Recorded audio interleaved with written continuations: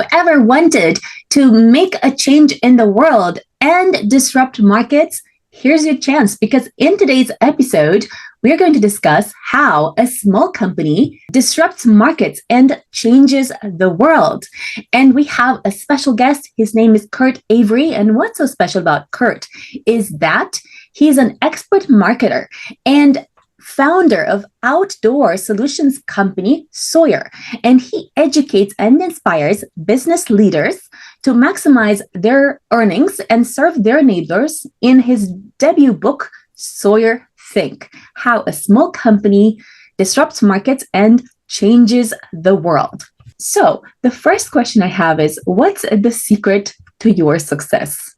Welcome to Awakened Titans podcast with Lily Patrascu, mind-blowing conversations with influential business titans sharing how you can manifest abundance, love, joy, success through quantum awakening, quantum manifestation, quantum healing, quantum miracles, exponential business growth, and innovative products and services. What's the secret to my success? Yes. Well, one, a work ethic. I'm a workaholic, so that helps. I think I had some pretty good marketing skills that developed along the way, just the way you think. I go back to my definition of marketing is the study of human behavior. That's really all it is, understanding how people think, what they do, what they buy, why they do, that. And then I've always been in the nature of ask the prior question. Why? Why do we do this? Why do we do that? I drove my early bosses nuts because I had 100 questions for every answer they could come up with, and just so inquisitive. I mean, I guess that's the way God made me. I was born that way, and I've been inquisitive ever since. So then you got to put that together with marketing analytics, marketing skills, and I was very fortunate to be able to do that. Thank you. Tell us about some of your top 5 successes, aside from your family and your health, related to your business that you're most proud of, and how did you get there?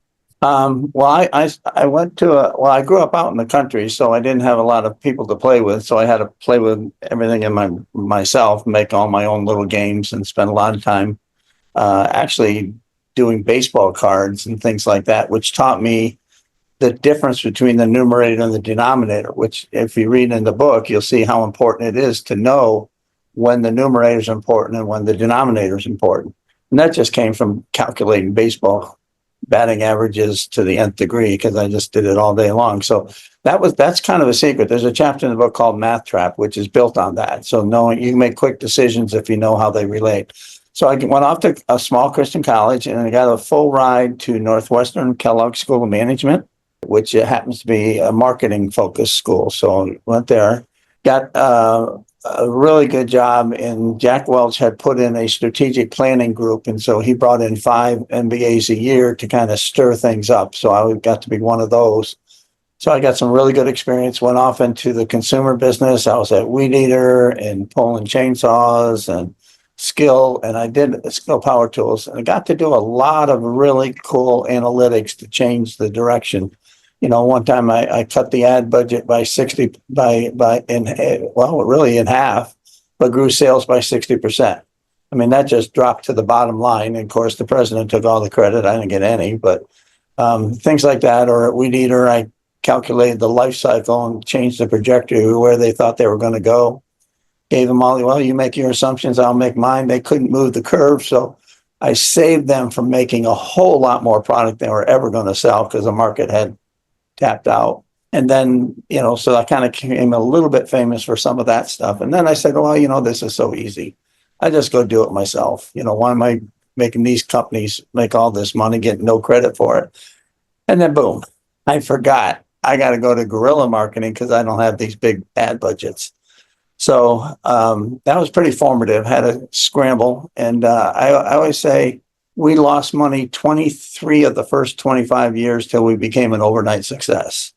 So you had to grind it out, learn your lessons, many long days sleeping at the plant, but working the stores, but you grind it out, and we had the right stuff. Just took time for the world to find us. So that's how I got it. It's hard work. Thank you. So tell us, what are the most impactful things that you have done in your business, and tell us a bit more about what does your company do as well? Okay, well, we one of the lessons I learned at Northwestern was never do a Me Too product. If you're going to do something, push the science forward. So we have some pretty advanced insect repellents. We're what the military uses because you can use it every day. It's safe, but it works. And we treat the uniforms, and something a company we acquired had invented. So we're pretty far out there in the insect repellents. We're the techie brand. We're not the biggest brand, but we're the techie brand. In fact, we're pretty small, but we're pretty techie. And then we got into water filtration because half the world dies of either mosquito bites or bad water. And so I said, God, why don't we just go fix that? Of course, that meant him, not me. But, we came up with this incredible filter. And there's a lot of little stories in there of how we ended up with it. I am not a scientist, so I'm just strictly a marketer, but I have good science people behind me. And it's the best. I mean, it's incredible. And in 20 years, nobody's copied it because we got a couple of secrets in there. So we conquered the U.S. market, totally disrupted. When we started, outdoor people hiking, camping, whatever, we're buying 70,000 water filters a year. We do them by the millions. So that's disrupting a whole industry. So everybody is now into our technology, hollow fiber membranes, but they're not as good as us. So we kept going. So if we have this incredible product, I sat down and I said, well, how can we not share it with the rest of the world? At this point, we're clicking off some pretty good profits, but we have the very thing that everybody needs. And so I said, well, we're privately held. Nobody pressures me to make money. So I can give these things away, take a loss on them, but who cares? That's just taxes I don't have to pay. But we could go out and change the world. So we got it down now, and we've been doing this for 10, 15 years, got all kinds of research, published in medical journals. The baseline is within 2 weeks, we wipe out all waterborne diseases in a community. It's just gone. Nobody's sick anymore.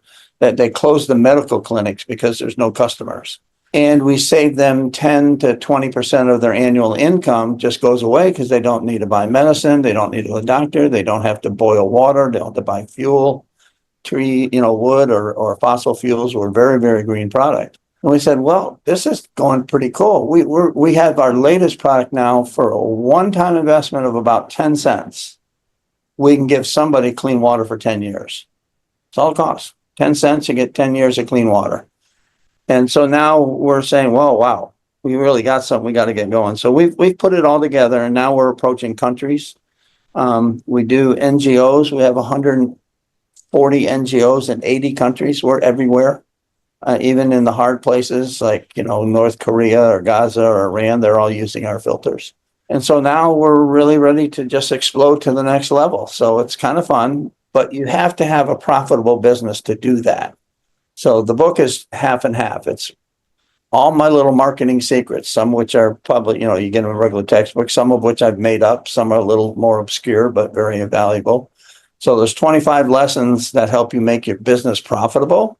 And now that you're profitable, how can you share that? And one of the premises, we do everything legal, give unto Caesar what's Caesar. We won't cheat the taxes. Don't need IRS as a friend.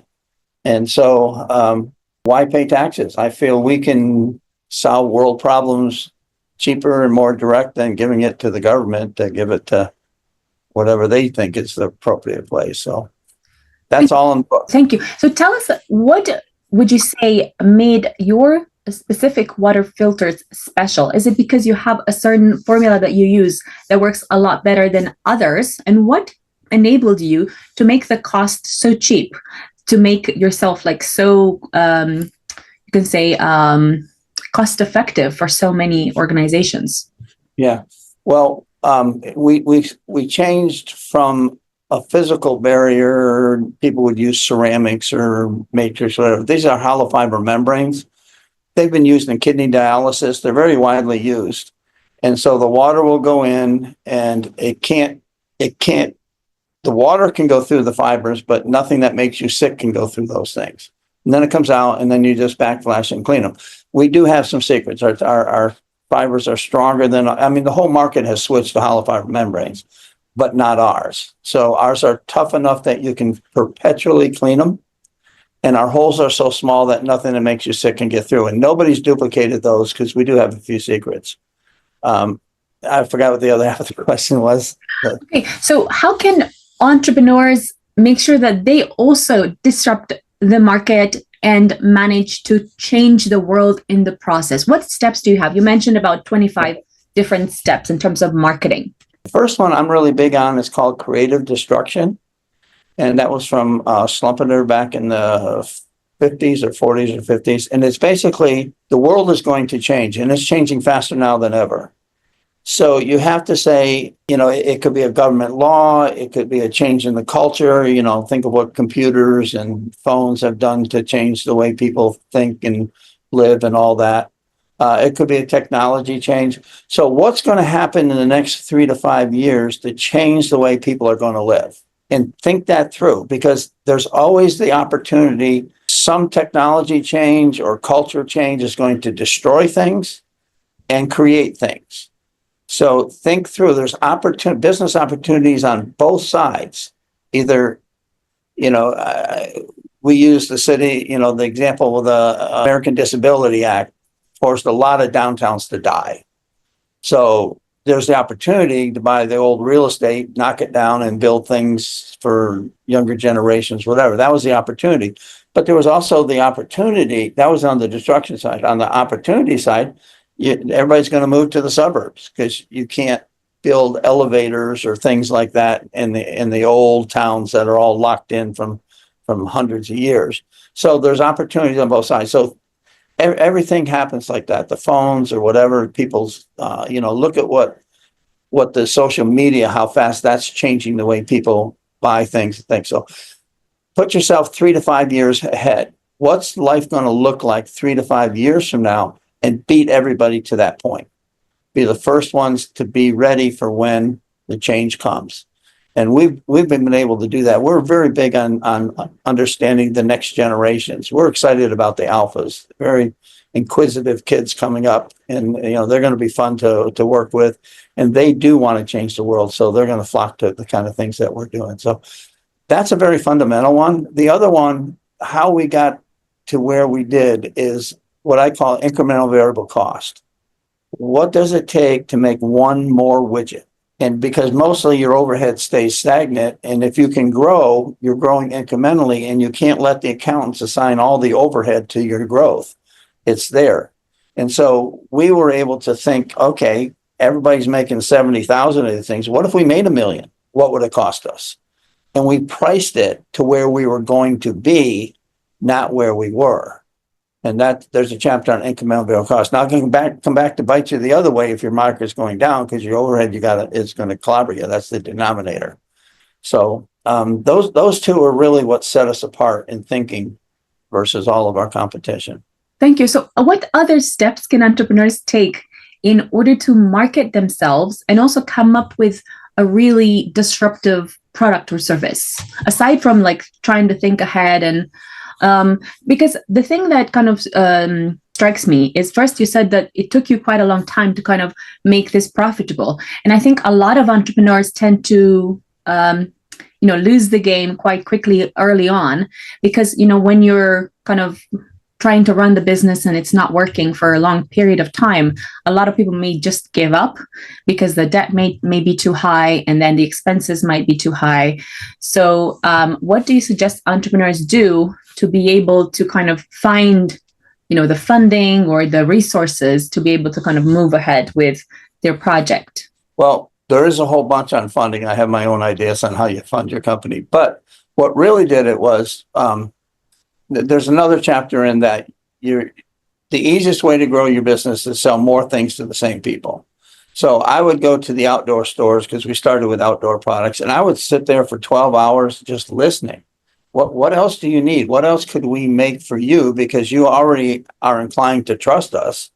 And so that was where it's listening. I mean, listening to your customers to see what else you could do to make it. And also, you got to solve their problem. They have issues that they want to do better, or, in our case, they wanted to treat water quicker, better, while they were hiking. And so we had to listen to, well, we had weight issues, we had volume issues, we had time issues. We had to put all those things together. So listening to your existing customers to figure out what else they need and what solution you can solve. So we knew early on we had the right products and we had the right customers. We just had to wait until they caught on, and it built and it built and it built. And obviously we use a lot of social media at the company now because fortunately, well, one of the things, we wouldn't sell anything that was second rate. So everything we have is the best. And therefore all the influencers have to talk about us because they have no credibility if they don't talk about the best products. So that kind of started the snowball. So it really took off, maybe 10 years ago or so. We're 40 years old. So, we started being profitable, but it just exploded about 10 years ago because we listened to the customers and we priced it as to where we were going to be, not where we were when we first started making the products. So obviously, if we made 50,000 filters, we'd have one cost, but if you make 1 million, you got a whole different cost. So we priced it to where we could get and not worried about today's profits. That's why we knew we were going to make it, even if we weren't showing the profits in the early start, because we knew we had what people wanted. Thank you. What are some of the most groundbreaking marketing strategies you have used? Well, that's one of them. Pricing to where you're going to go. It's called incremental variable cost. What's it take to make one more widget? Seriously, we don't do a lot of ads. It's using social media and influencers. That's huge. They're a whole lot cheaper. It doesn't cost you anything. Because we have the best products, they have to talk about us. So we do a lot of that. We've been able to get a lot of good publicity from them to build the market because our customers listen to them. It's a whole lot cheaper to use influencers than to try and buy ads on Google or whatever, and back in my day, you had to buy magazines, but they hardly even exist anymore. So again, staying ahead of it. We made a big shift when we moved from millennials to Gen Z because they think differently and they use social media differently. They use technology differently. We were one of the very first companies to change our Amazon platform from a monitor to a tablet or phone, thing. One of the very first. I mean, we saw it coming that Gen Zs were not going to sit at their monitors. And so you got to listen, think ahead, and be ready and be the first ones there. And our sales at Amazon just exploded because we were mobile and we had good stuff. So that's, know your audience and understand them and know your next audience. So. Thank you. What about, you said price your product based on where you could get. However, let's say that when you're making stuff, I don't know, in China or I'm not sure where, you would have to get a pricing based on the actual order that you're going to make. So you can't actually get an order of, I don't know, 1 million of something because you only need 50,000 at the moment. And then their pricing is going to be so much higher per unit. Yeah. So I wonder how you coped with those kind of like higher costs in the short run. Well, you eat it. You take the loss on it. But there's something called the economies of scale that every time you double your volume, you cut out 20% of the cost, and then it bottoms out. So you knew you could get there. I knew how to keep the banks at bay. We've had good credit lines because people understand what we're doing. No, we just did it. We had to do it, and we have huge vendor relations. They love what we're doing. They work with us. There's something in the book that tells you how to get extended credit lines because you're a customer to somebody and customers are hard to find. And it costs them very little to extend extra dating to you versus having to go find another customer. So you know how to get them to, we're seasonal.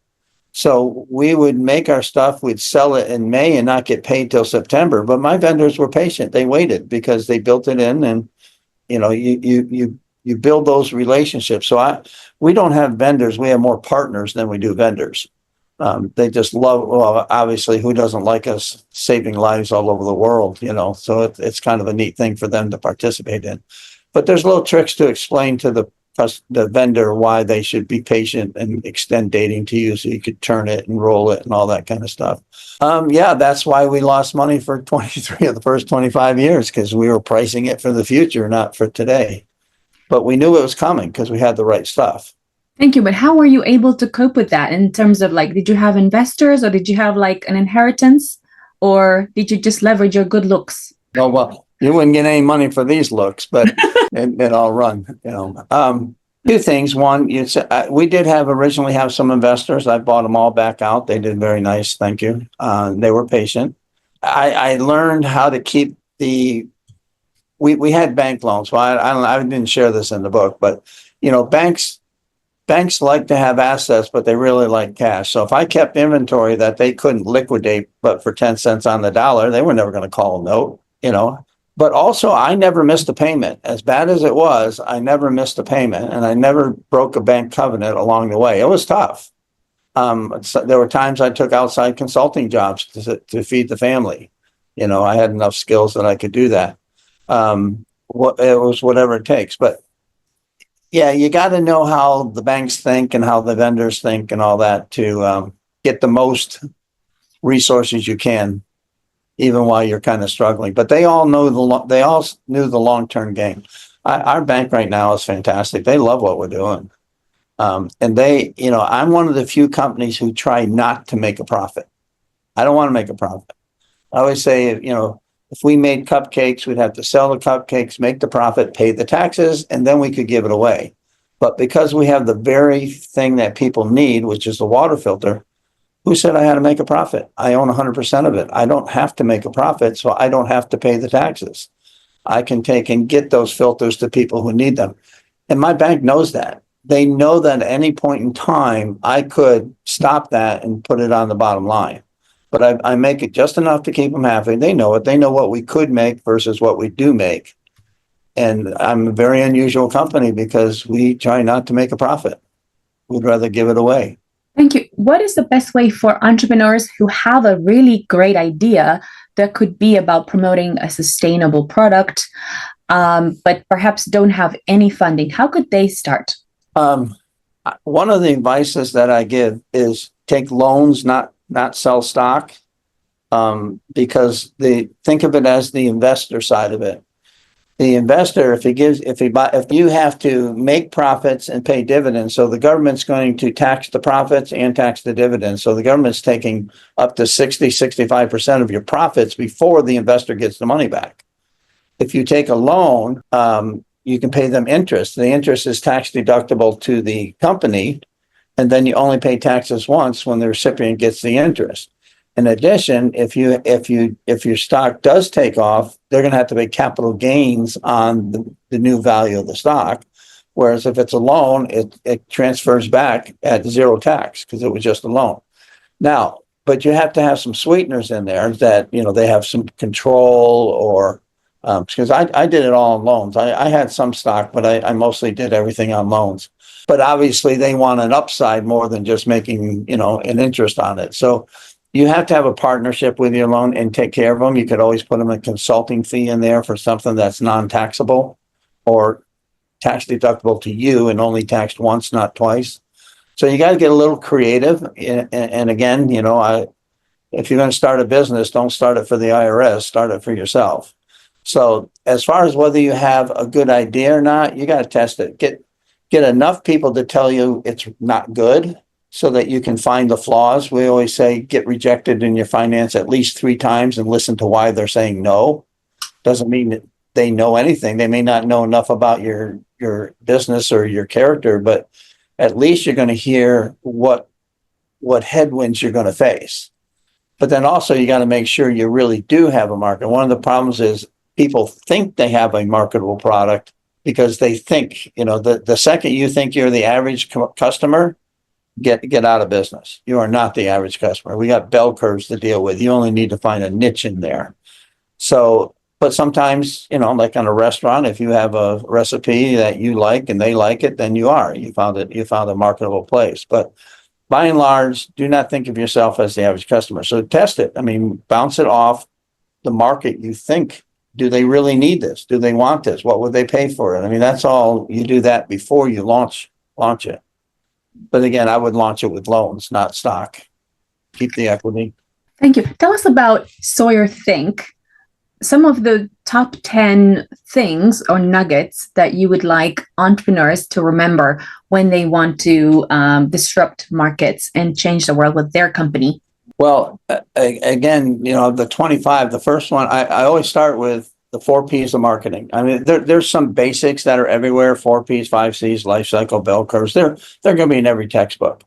But every time we have a meeting and somebody suggests an idea, I will say, well, explain to me how that affects our 4 Ps: pricing, presence, promotion, which is distribution, and product. So we are what we are. We've changed all these little dials to fit our company. And now you want to do this. Well, what's that going to do to all the other stuff? How does the 4 Ps work with this thing? So that's a mandatory thing. Creative destruction, we've talked about that.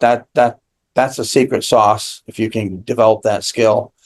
Incremental variable costing and pricing is huge. People don't think that way, and you have to be careful that the accountants don't suck you back into spreading your overhead over incremental growth, because you don't. Those are my math trap one, which I try to explain, is kind of, but understanding numerators and denominators. Profits are made in the denominator, not the numerator. Usually it's pretty hard to increase your price or increase your numerator, but Walmart was successful because they got rid of the denominator. They went from turning product 4 times a year to 42 times a year, and they don't have to have big investment. So you're turning your money so what can you do to reduce your denominator is far more beneficial for profits than trying to get more out of what you sell or sell more. So it's the investment is the piece. So Walmart basically puts up a whole store for free so they can keep growing. And so math trap is watching the denominator. I have a few other little things in there on packaging. If you're in retail, we have a little formula to decide how our products are going to be seen in the clutter of a retail planogram, where others don't. We stick out. We have what I call little white shining object, actually red, but we want you to come around the corner. You've already saw us versus everybody else because we've got this shiny object, and then we violated the aisle, and then the closer you get, we have parameters, what you can only have 1 or 2 top 10 items. You can't put them all on the front. Got to give the ICANN. How do we get them to pick it up and turn it over? What side to? What side? So I give that formula for how to maximize your retail packaging. Big companies know how to do it, but a lot of people they just waste space. It just drives me crazy that they have all this little air, and they could have been having a bigger billboard, stuff like that. So little tricks like that are in there. I don't know top 10, but I mean the 125. That's pretty much half the book. But those are things that we've done that other people in our market don't do, which has really helped us go. Thank you. In terms of the having a shiny object, what is that thing that makes your packaging stand out? Is it that you put like a shiny sticker, or is it that you have writing on the packaging? What is it that makes the packaging stand out? Well, a couple of things. First of all, we do have all of our packaging does have a red banner. It doesn't matter whether you can read it or not, but it's there, and you're going to see it 6 feet away. And it's always in the same spot on every package. And we try to make the package very similar, so it's going to line right up. So we got your eye coming to us. There's other ways. I articulate them in the book. You can do violators. You can have, the big word new in a burst or something like that, or you can have it. If you put something at 30-degree angle, the eye has to see it, because we read left to right, top to bottom, and you have just violated our normal way of thinking. So if you just put something here at a little tilt and they're going to see that first. That's the first thing they're going to see, because their brain won't let them not look at it first, because it's just violating all the reading rules. And then you got to keep the front clean enough. You got to tell them, the top features, but you can't give all 10 of them. And it's just, you got to give the eye some air, and then you work them around side 2, side 3, side 4. And when you get them to the back, if they've picked it up and looked at the back, you're 90% of the way going to make that purchase. So we work them around that way to get to the back. So yeah, a lot of little tricks in there. And we build it so that we know pegs, and we make sure that our last product is at least an inch into the aisle. It sticks out over the last peg. So we're kind of in your face, and you can't see the ones around us. And we do what we call gimroys. There's a chapter on gimroys. Again, we try to maximize the retailer's profit. And so we sell the same product in 2-packs, 4-packs, 6-packs, 8-packs. All depends on which retailer is going to buy it. So we don't have dead products sitting way up on top. It's always turning, always turning. The more the retailers turn, the more they make money. And again, it's managing our retailers' denominator, not their numerator, but we're trying to manage the retailers' denominators by making the case packs fit their reordering cycle. Little tricks like that. So they love us because they're getting better turns. So we may not make as much money, but they're getting turns. And at the end of the day, somebody back in accounting says, yeah, I'll take the turns. That's profits. Thank you. How can entrepreneurs find a truly radically different idea that they can implement? Because so many people have so many ideas. And when it comes to actually implementing it, it can become a little bit hard because maybe other people could have come up with a similar idea. So how do you differentiate? Well, you use your marketing skills. You always explain it. Yeah. First of all, you really better have a better widget. I mean, a better mousetrap. I mean, that helps. But then you still have to communicate that. And like right now, we're trying to make sure other filters can't say, well, we're like Sawyer, because we're going to tell you why you're not like Sawyer. So you have to create your point of differences. Why you are better, why you are different, and communicate that. That's the hard work of marketing, because everybody says a repellent is a repellent is a repellent, but that's not true. They're all different, and we're different. So we have to go work very hard to tell you why we're different than the major brands. So they got to have a story to tell. If you don't have a story to tell, then you're a commodity, and you don't want to be a commodity, because then it's a race to the bottom on price. So you got to know your point of differences, your PODs, and how you can communicate them quickly. And hopefully you have a better product. But thank you. So how can entrepreneurs find that blue ocean as opposed to that red ocean of similar ideas, similar products, similar services, so they can truly find something that either other people are not doing, or simply it's just communicated in a way that it feels like it's different? There's a different approach, a different way of doing things. How can they find that thing? Well, the first thing, go back to that step where you're listening. So you've had a product, maybe it's been successful a little bit or whatever, or you're just trying it. You got to go to your target audience and get their opinion of it. But then you ask them, well, what do you need? If this isn't hitting all your decision criteria, what are we missing? What do we need to make it better? So the first thing you have to do is listen to the customers and get your product to where you really are solving a problem for them. It's a solution to one of their issues. If you don't have that, you're playing the commodity game. If it's just another hand lotion, it's another hand lotion. But you got to sit down and, did you really make it better than somebody else? And then when you did make it better, you have to stay out from being just a hand lotion, being a commodity. You have to explain your points of difference very quickly. I mean, like really quick.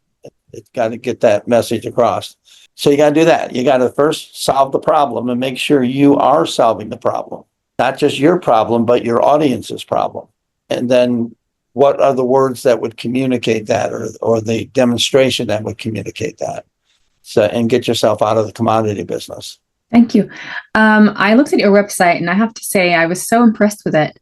And I'm so impressed with your mission to bring clean water to the world. I wonder how entrepreneurs can support you in your goal of bringing more clean water to the world. Well, we've set up the Sawyer Foundation. So it's just Sawyer Foundation, the SawyerFoundation.com. And we have it such that Sawyer pays for all the overhead. So anybody who makes a donation, every dollar goes to a water project overseas. Sawyer will provide the filters, they'll provide the transportation, whatever. So we'd love to have people help us, but there'll be no overhead taking out of any donations. Every dollar donated will go to giving water to somebody in 80 countries. I mean, we have a lot of places to go, and I guess the director, our daughter, will let you pick what part of the world you might be more interested in than others. If you want to be in Central America or Africa or Asia, you can kind of pick, because we're everywhere, so we can find some way to do it. And then Sawyer does a lot of that too. But Sawyer work gives the filters and whatnot, and the foundation supports the charities. And every dollar, 100%, no overhead taken out of it. We cover the overhead. Thank you. What does it mean to you to be part of this particular project? Why is it important to you? Oh, I'll tell you, I'll show you videos, make you cry. I mean, we save hundreds of thousands of babies' lives every year. Give you an example. We're in Uganda. A guy goes into a village, a missionary, notices they don't name kids till they're 3 years old. And he says, why? Because that way, if they make it to 3, we're pretty sure they'll live. So we don't name them until they're 3 years old, because we lose so many babies.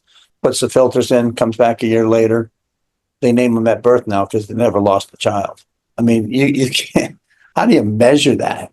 I mean, 95% of all sickness is gone within 2 weeks. I mean, that's a phenomenal change in the community. They have more money to spend. Their brains are alive. We have a big project we just finished in a slum outside of Nairobi. Violence is gone. You didn't dare walk down the streets 3 years ago. Now you can walk down the streets at night and not worry about getting mugged, because everybody's into the new agenda. Villages where kids, they can start growing again. You know, they don't have parasites taking their nutrients. I mean, it's just, the change to a community is staggering. Well, how do you not want to be part of that? So, and now we've got it down. We've really perfected it. It's taken us 10 years. A lot of this data is published. It's available on our website, so you can see. We've been in medical journals, all these metrics I've been telling you about. But yeah, we're now talking to countries about, I mean, we can change a country within a year or two. Just literally change a whole country. Nobody's sick, and everybody's got 10, 20% more income.